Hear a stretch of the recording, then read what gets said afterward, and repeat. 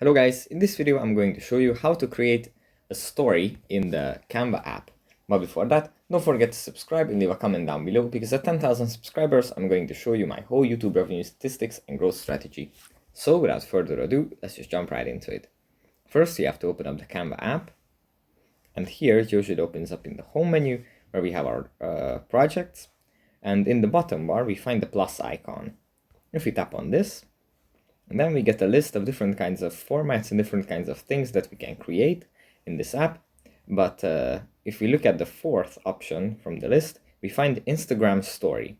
If we tap on this, then the Canva app is going to load and open up the format, which we can then edit and create the story that we would like to share. After we are done with editing, in the top right corner there is an export button and we can export the project, but I will show you that in another video. So that's pretty much it for this video. Hope it was helpful for you guys, and I'll see you in the next one. Bye.